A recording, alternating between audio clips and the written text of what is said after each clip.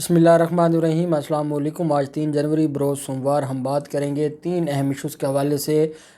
Tax کی اہم جو ریکارڈ ہے اور رپورٹ ہے وہ سامنے آ گئی ہے، اور جو ممبران ہیں اسمبلی کے باشمول وزیر اعظم عمران خان، آصف زرداری، بلاول زرداری، شہباز شریف اور ان سارے جو بڑے بڑے سیاستدان ہیں انہوں نے کتنا ٹیکس ادا کیا، اور وہ ساری رپورٹس ایف بی آر نے جاری کر دی ہیں، اور پھر ساتھ یہ بھی بتایا ہے کہ کون کون سے ممبران ہیں اور کتنے ممبران اسمبلی ہیں، پارلیمنٹ کے ممبران ہیں جنہوں نے ٹیکس کیا، اور اپنے جو اثاثے ہیں وہ ابھی تک اس کی تفصیلات جمع نہیں کروائی۔ اس کے ساری ڈیٹیلز آپ کے ساتھ شیئر کروں گا۔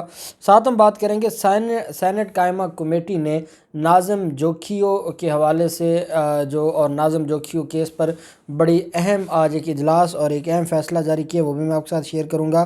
جو اہم ایشو ہے جس کے اوپر ہم بات کریں گے وہ ہے خواجہ آصف کا وزیر اعظم عمران خان کے خلاف اسلام آباد ہائی کورٹ سے رجوع کرنا، اور وزیر اعظم عمران خان نے وہ شارٹ کھیلا جس کے بعد خواجہ آصف کی دوڑیں لگ گئی اور خواجہ آصف کو اسلام آباد ہائی کورٹ جانا پڑا۔ بڑی اہم تفصیلات ہیں، وہ بھی میں آپ کے ساتھ شیئر کروں گا۔ پہلے ہم بات کر لیتے ہیں سینٹ کی قائمہ کمیٹی کی جو ناظم جوکھیو کیس کے حوالے سے جو بڑا مطالبہ کیا ہے سینٹ کی قائمہ کمیٹی نے۔ سینٹ کی قائمہ کمیٹی برائے انسانی حقوق نے کراچی کے علاقے ملیر میں قتل ہونے والے ناظم جوکھیو کی بیوہ کو رینجرز کی سیکیورٹی فراہم کرنے کی سفارش کی ہے۔ سندھ پولیس نے سینٹ کی قائمہ کمیٹی برائے انسانی حقوق کو بتایا ہے کہ ناظم جوکھیو قتل کیس میں مطلوب ایم این اے مفرور ہو گیا، جبکہ ایم پی اے گرفتار کیا جا چکا ہے۔ تحریک انصاف کے سینیٹر سیف اللہ بڑو نے کہا کہ اب ایم این اے دبئی پہنچ گیا ہے اور آپ نے اس کو گرفتار نہیں کیا۔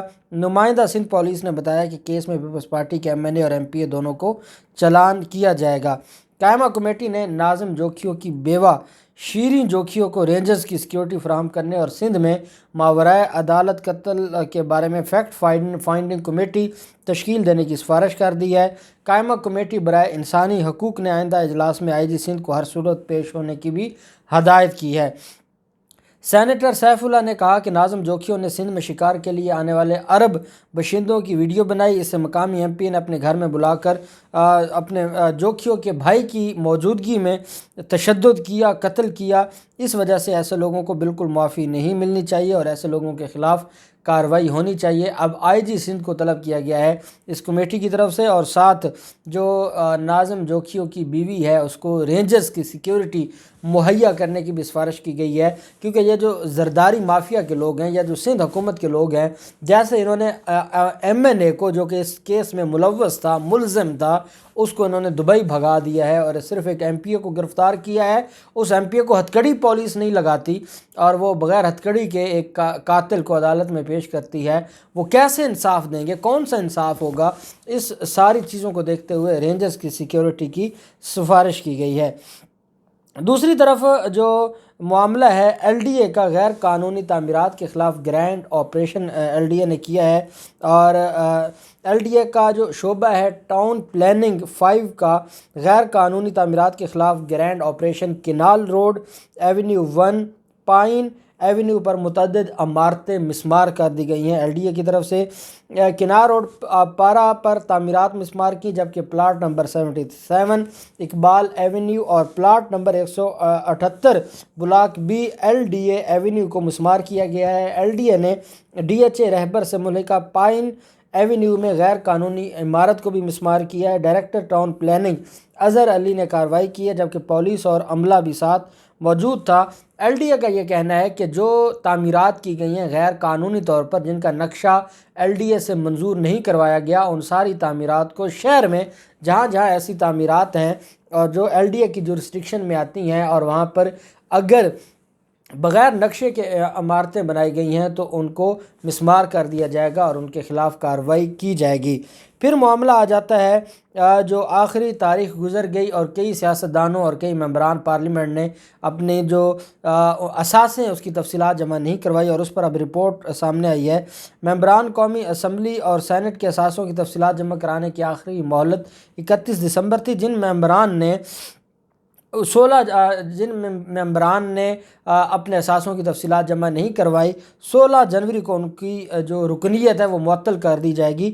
331 تینوں ایوانوں میں 331 اراکین نے اثاثوں کی تفصیلات جمع نہیں کروائیں، یہ رپورٹ سامنے آئی ہے۔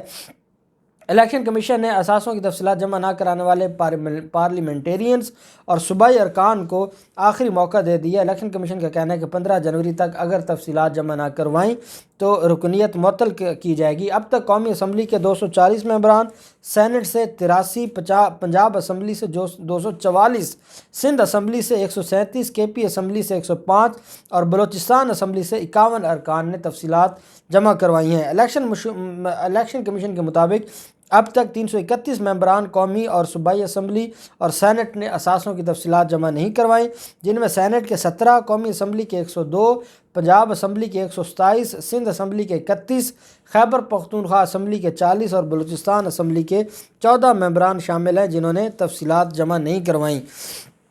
جن اراکین نے اثاثوں کی تفصیلات جمع نہیں کروائیں ان میں وزیر اعلیٰ عثمان بزدار، وزیر اعلیٰ خیبر پختونخوا محمود خان، وفاقی وزراء فواد چودھری، نور الحق قادری، شفقت محمود، فہمیدہ مرزا، مصدق ملک، مولا بخش چانڈیو، سینیٹر تاج حیدر، انوار الحق کاکڑ، محمد علی شاہ اور باقی بڑے بڑے جو نام ہیں یہ سارے کے سارے وہ ہیں جنہوں نے اپنے جمع نہیں کروائے، جس میں خرم دستگیر ہے، راجہ پرویز اشرف ہے اور باقی جو لوگ ہیں انہوں نے ابھی تک اپنا جمع نہیں کروائے۔ آغا سراج دورانی نے بھی جمع نہیں کروائی، شمیم نقوی نے بھی، اور یہ جو باقی ممبران ہیں انہوں نے اپنے اثاثوں کی تفصیلات جمع نہیں کروائی اور 16 جنوری تک یہ جمع نہیں کروائیں گے تو ان کے خلاف کارروائی شروع کی جائے گی۔ پھر جن ممبران نے اپنے اثاثوں کی تفصیلات جمع کروائی ہے اس میں حکمران جماعت تحریک انصاف کے ایم این اے نے سب سے زیادہ، محمد نجیب ہارون سال 2019 میں سب سے زیادہ ٹیکس دینے والے رکن پارلیمنٹ بن گئے ہیں۔ نجیب ہارون نے 256 کراچی سے پی ٹی آئی کے رکن قومی اسمبلی منتخب ہوئے تھے۔ انہوں نے 14 کروڑ 7.5 لاکھ روپے کے قریب ٹیکس ادا کیا۔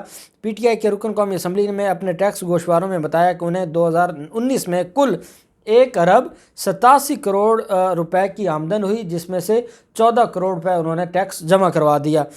اس کے علاوہ وزیر اعظم عمران خان کی جو آمدنی ہے 2019 میں وہ 4 کروڑ 35 لاکھ روپے تھی اور انہوں نے 98,54,959 روپے ٹیکس دیا۔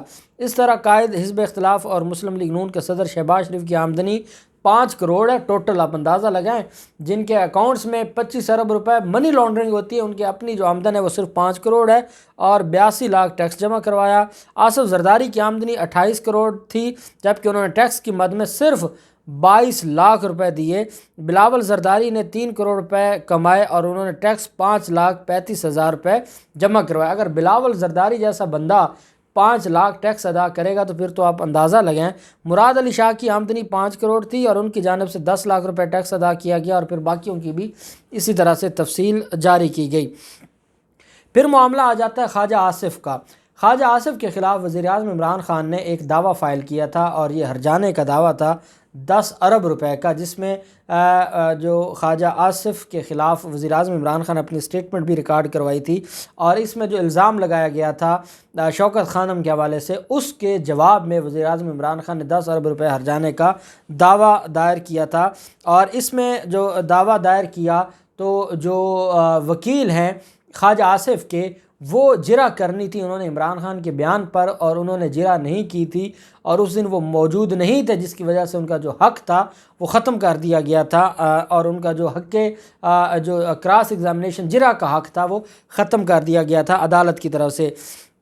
نون لیگی رہنما خواجہ آصف نے علی شاہ گیلانی ایڈوکیٹ کے ذریعے اسلام آباد ہائی کورٹ میں درخواست جمع کروائی، جس میں ایڈیشنل سیشن جج محمد عدنان کی طرف سے وزیر اعظم عمران خان کے بیان پر جرح کا حق ختم کرنے کا فیصلہ چیلنج کیا گیا ہے۔ جب کوئی گواہ، کسی بھی پارٹی کا گواہ، جب وہ مدعی کا بھی ہو سکتا ہے، مدعا علیہ کا بھی ہو سکتا ہے، اگر وہ اپنی ایویڈنس ریکارڈ کرواتا ہے، چیف ایگزامینیشن کرواتا ہے، تو جو دوسرا فریق ہے اس کو موقع دیا جاتا ہے کراس ایگزامینیشن کا، جرح کا، اور اگر وہ جرح نہیں کرتا تو اس کا رائٹ کلوز کر دیا جاتا ہے اور جب رائٹ کلوز ہو تو پھر اس کے خلاف اگر معاملہ ڈسٹرکٹ کورٹ کا ہے تو پھر اپیل جاتی ہے ہائی کورٹ میں اور اگر سول کورٹ کا ہو تو پھر ڈسٹرکٹ کورٹ میں آتی ہے۔ تو یہ اسلام آباد ہائی کورٹ میں دائر کیا گیا۔ اسلام آباد ہائی کورٹ کے چیف جسٹس اطہر من اللہ صاحب اب اس کے اوپر سماعت کریں گے اسلام آباد ہائی کورٹ میں۔ اور یہ سماعت صبح ہوگی۔ درخواست میں ایڈیشنل سیشن جج اور عمران احمد خان کو اس میں فریق بنایا گیا ہے اور موقف اختیار کیا گیا کہ وکیل صفائی نے خرابی صحت کے باعث عدالت کو انفارم کیا تھا کہ وہ 17 دسمبر کو پیش نہیں ہو سکتے۔ اس کے باوجود عدالت نے ای کورٹ کے ذریعے وزیر اعظم کا بیان وکیل صفائی کی عدم موجودگی میں ریکارڈ کیا اور عمران خان کے بیان پر جرح کا حق بھی ختم کر دیا۔ عدالت نے قانون کا حوالہ دیے بغیر جلد بازی میں فیصلہ سنایا۔ جرح کا حق ختم کرنے کا آرڈر کالعدم قرار دیا جائے۔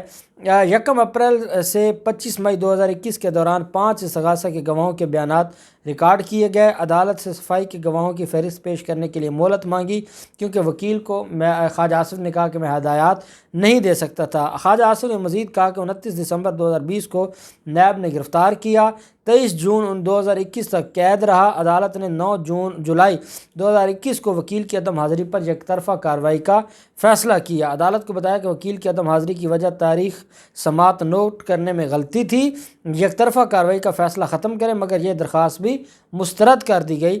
اچھا، یہاں انہوں نے نیچے درخواست دی کہ جو میرے وکیل ہیں انہوں نے جو تاریخ تھی وہ غلط نوٹ کی، جس تاریخ پر جرح ہونی تھی اس تاریخ پر ہم پیش نہیں ہوئے کیونکہ ہمارے پاس جو تاریخ نوٹ کی گئی تھی وہ غلط تھی۔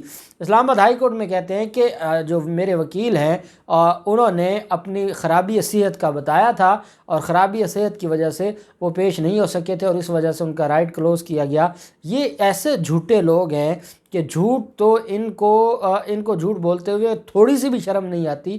اب دیکھتے ہیں کہ اسلام آباد ہائی کورٹ، کیونکہ یہی سب سے بڑا اہم مرحلہ ہے، جرح کا رائٹ نہ دیا گیا تو یہ دعویٰ ڈگری ہو جائے گا 10 ارب کا خواجہ آصف کے خلاف، اور خواجہ آصف کی اگلی پچھلی ساری جو کمائی ہے جو انہوں نے شریف خاندان کے ساتھ مل کر کی ہے اس کا ملیا میٹ ہو جائے گا اور خواجہ آصف تو کنگال ہو جائے گا۔ اب دیکھتے ہیں کہ اسلام آباد ہائی کورٹ کیا فیصلہ دیتی ہے۔ جو بھی تفصیلات ہوں گی آپ کے ساتھ شیئر کرتے رہیں گے۔